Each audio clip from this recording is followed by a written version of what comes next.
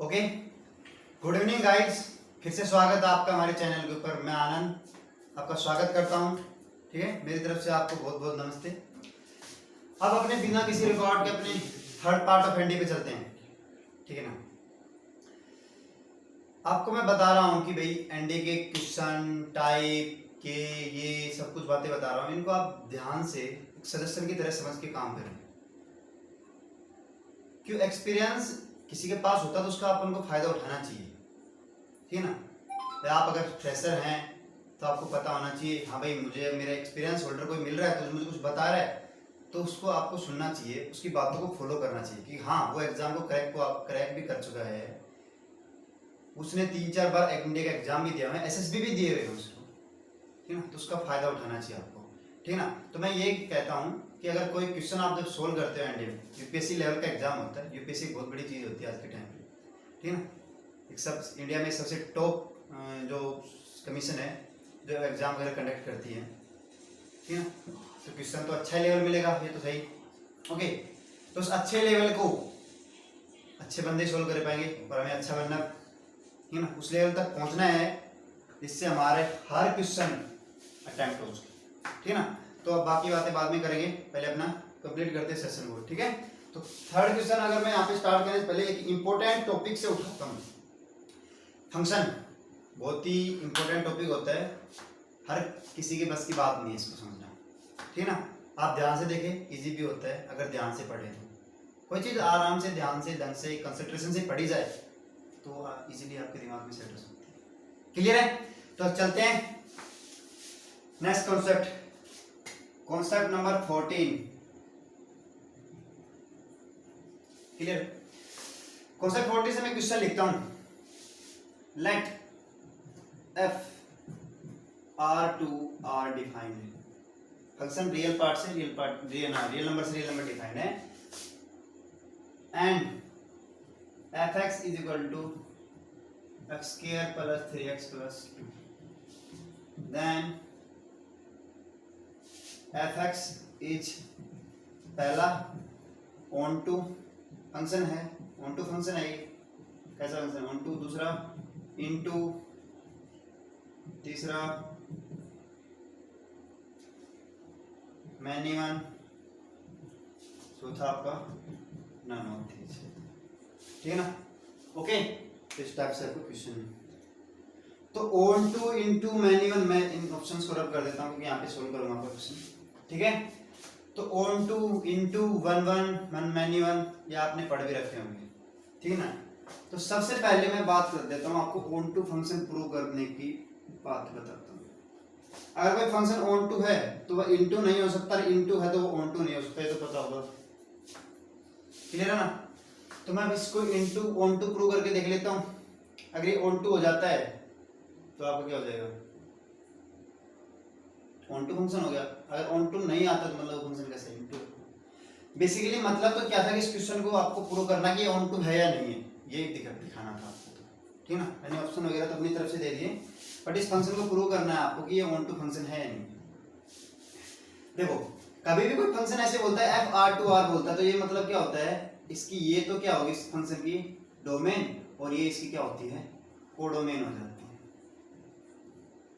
ठीक है, कभी भी फंक्शन लिखते हो जैसे ए टू बी लिखते हैं तो हम कभी भी ऐसे इमेज वगैरह बनाते हैं दूसरे के साथ, तो ये पूरा सेट क्या होता है, ए सेट तो आपका डोमेन, और ये पूरा सेट कोडोमेन होता है। और कोडोमेन के अंदर जिन जिन वैल्यूज के ऊपर आपकी डोमेन की वैल्यू डिफाइन होती है, जिन जिन वैल्यू पे डोमेन की इमेजेस मिल रही होती है, जैसे मान लो 2 3 4 आपका ये तो होगा आपका ए सेट, और बी आपका मान लिया मैंने ए बी सी डी, तो ये बता दिया मैंने, 4 पे लगा दिया।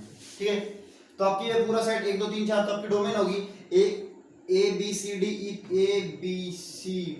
ये आपके क्या होगी कोडोमेन, पूरा सेट कोडोमेन हो जाता है।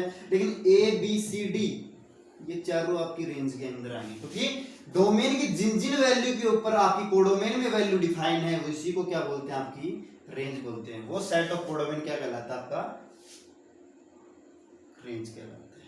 क्लियर, अगर यहां से मैं रेंज इक्वल टू कोडोमेन निकाल दूं तो आपका फंक्शन कैसा हो जाता है, ऑन टू फंक्शन हो जाता है, अदरवाइज इनटू फंक्शन होगा। भाई बकायदा बात है, अगर कोई फंक्शन ऑन टू है तो ऑन टू है, नहीं तो इनटू नहीं है, अगर कोई ऑन टू नहीं है तो इनटू फंक्शन है, कोई दूसरे के उल्टे तो होते हैं। क्लियर है? अगर रेंज कोडोमेन की इक्वल आ गई तो आपको ऑन टू, और रेंज कोडोमेन की इक्वल नहीं आई तो आपका इनटू। कोडोमेन तो आपकी रियल नंबर दे रखी है, अब यहाँ से इस फंक्शन की रेंज निकालते हैं, वो भी अगर रियल नंबर आ जाती है तो आपको क्या हो जाएगा, काम खत्म। रेंज, जो भी रेंज आ गई तो रेंज भी अगर रियल नंबर आ गया, कोडोमेन आप रियल नंबर दोनों इक्वल हो गए तो आपका फंक्शन कैसा होगा, ऑन टू फंक्शन हो जाता है। क्लियर है? तो मेरा काम क्या होगा, सबसे पहले मैं इसको डिफाइन ही कर देता हूँ कि ऑन टू रेंज में रेंज निकालते हैं। अब आखिरी में काम क्या होता है, रेंज, अगर रेंज इस कोडोमेन रियल नंबर से इक्वल आ जाती है तो आप क्या कर सकते हो, आपका फंक्शन ऑन टू है। तो fx क्या होगा आपका, x² plus 3x plus 2। Clear है? इसको अगर मैं लिखना चाहूँ तो उसको परफेक्ट स्क्वायर बनाया अगर क्वाड्रेटिक में इस टाइप में मिले तो आपको रेंज और डोमेन, मैं बातें बताता हूँ कि डोमेन क्या होती है। डोमेन में एक अच्छी सी लैंग्वेज बोलता हूँ, set of allowed values of x, set of allowed values of x। ये आपकी रेंज में क्या बोल सकता हूं, set of outcome values of x,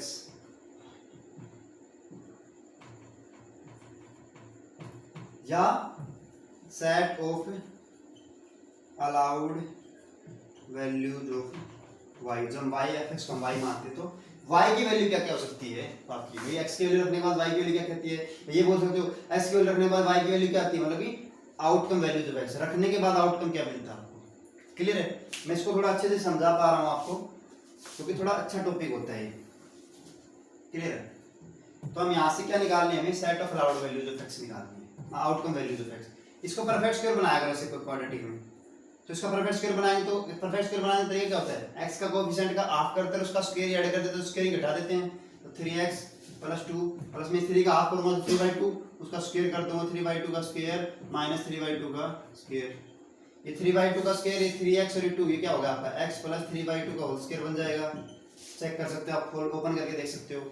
minus क्या प्लस क्या हो जाएगा, 2 माइनस इसका खोलूंगा तो ये और ये आपका ये कितना होगा, इसमें आ गया, और 2 माइनस 9/4 ये होगा। तो क्या हो जाएगा आपकी x plus 3/2 whole square plus में कितना बच गया, ये माइनस का 1/4।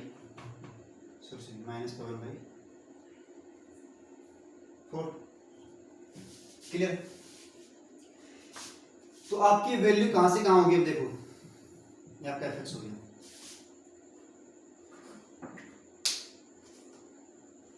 आपकी वैल्यू अगर इस ये वाली वैल्यू कभी भी नेगेटिव नहीं होगी, पता होगा इस चीज को, तो मतलब कि -1/4 से तो कभी छोटी नहीं जा पाएगी, -1/4 से बढ़ी जाएगी, क्योंकि ये तो पॉजिटिव नहीं होगी, क्योंकि कुछ जुड़ेगा इसके अंदर, प्लस का ही होगा कुछ ना कुछ, तो इससे तो नेगेटिव नहीं जाएगी, क्योंकि ये वाली नंबर कभी भी नेगेटिव नहीं बनेगी। अगर नेगेटिव बनती है तभी इसका नेगेटिव नेगेटिव करके कुछ नंबर नेगेटिव साइड जाएगा, मतलब कि -1/4 से इस साइड की तरफ जाता रहेगा। इसकी जो रेंज आएगी वो क्या आएगी, -1/4, -1/4 भी तो आएगी कभी ना कभी, किस पे, 3/2 के ऊपर, तो -1/4 से इस साइड जाएगी, इस साइड इनफिनिटी तक चली जाएगी, मुझे नहीं पता कहाँ तक जाएगी।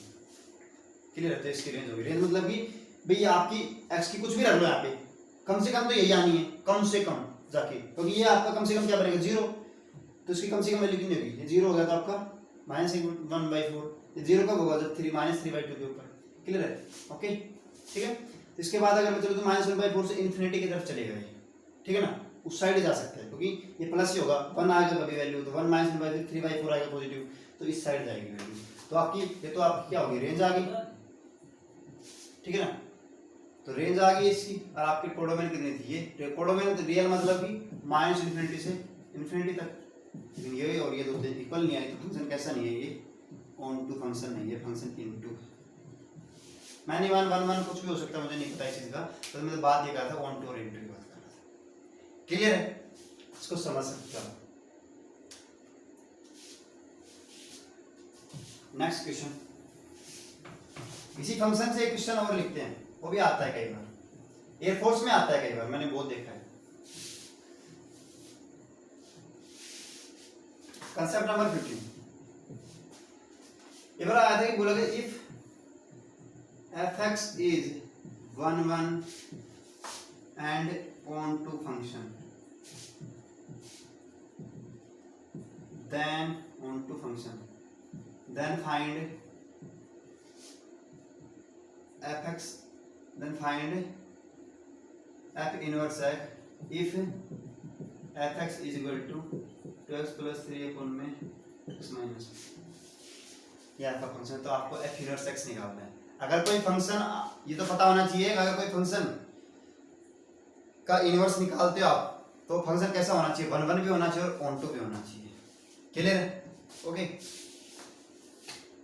देखो अगर इसको मैं बात करूं तो क्या आएगी आपकी, यहाँ पे देखो चेक करो, मुझे निकालना है एफ इनवर्स एक्स। ठीक है, एफ एक्स को मैं मान लेता हूँ यहाँ पे y, मतलब कि एफ 2x प्लस 3 वन में x माइनस 1। मैंने यहाँ पे y क्या कर दिया, एफ एक्स को लिए मान लिया y, तो f इस साइड जाएगा तो क्या बनेगा, f inverse y equal to आपका x हो जाएगा। तो मैं ऐसे x की वैल्यू निकाल लूँ, x की वैल्यू यहाँ से सोल्व करके निकालो, मल्टीप्लाई वगैरह करके x की वैल्यू क्या हो जाएगी, एफ इनवर्स y हो जाएगी आपकी। तो x की वैल्यू यहाँ से निकालो, 2x प्लस 3 अपॉन में x माइनस 1, क्रॉस मल्टीप्लाई करें इसको, क्या होगा xy minus y is equal to 2x plus 3। Clear है? आप x वाले की वैल्यू निकालें तो x वाला एक साइड ले लो, y वाला एक साइड दे दो, तो ये आएगा xy माइनस का 2x is equal to 3 plus y हो जाएगा।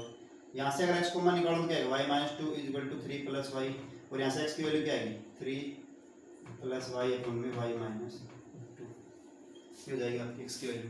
तो मतलब कि x की वैल्यू क्या आ गई आपका, f इनवर्स y आ गया, मतलब कि x की वैल्यू क्या होती है आपकी, f इनवर्स y, तो क्या आ गया f इनवर्स y आपका 3 प्लस y अपॉन में y माइनस 2।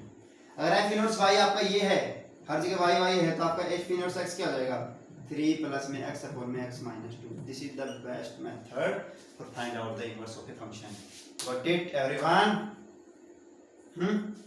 ओके, तो यहाँ से आपका f इनवर्स x आ जाता है, ये फंक्शन का इनवर्स है। एयरफोर्स में आता है कई बार क्वेश्चन ऐसा, इनवर्स का तो हमेशा ही आता है क्वेश्चन। ठीक है, नेक्स्ट बढ़ते हैं।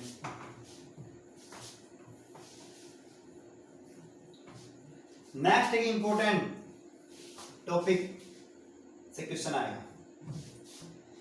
इंपॉर्टेंट टॉपिक है आपका बायनोमियल थ्योरम, काफी इंपॉर्टेंट होता है, इससे भी क्वेश्चन अच्छे बनते हैं। मैं बोलता हूँ रहेगा कि find out the coefficient of term independent of x in x square plus 1 upon में x square की पावर 10। इसके अंदर से ये आपका 2 है, इसके अंदर से आपको क्या निकालना है, उस टर्म का कोफिशिएंट निकालना है जो x से फ्री हो, इंडिपेंडेंट हो। तो क्या क्या करो, डायरेक्ट मेथड देखो, वो टर्म निकालो पहले जो x से इंडिपेंडेंट होगी। तो सबसे पहले क्या करा करो, ये लिखो, पहले इस ऊपर वाले को बाहर निकाला, अगर ये x की स्क्वायर यहाँ से कॉमन निकालोगे तो क्या आएगा आपका 2 प्लस में 1 अपॉन x की 4 हो जाएगा। तो ये की पावर 20, इसकी पावर ये, तो क्या आएगा आपका, इसकी तो पावर 20 हो जाएगी, इसकी पावर आपकी 10 बच जाएगी। क्लियर है?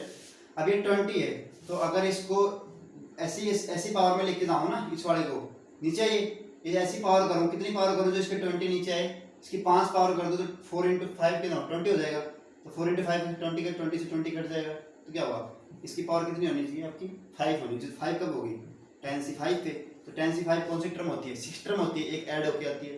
तो क्या होगा आपका 2 की पावर 5 और 1 अपॉन x की पावर 10, आपके x की पावर 20 बाहर है, ये आपका x की पावर सॉरी 5 x की पावर 20 बनेगा, इससे तो ये कट गया, आपका ऑप्शन कितना बच गया, सिर्फ ये बच गया 10 से 5 2 raised to power 5, ये आपका कोफिशिएंट बच जाता है। सोल्व कर सकते हो, इतना टाइम नहीं देंगे हम, बिल्कुल ऐसा मिलेगा आपको अधिकतर। तो कोशिश तो ये रहेगी आपको ऐसा मिल जाए, आप मल्टीप्लाई भी स्पीड से करना चाहिए। क्लियर है?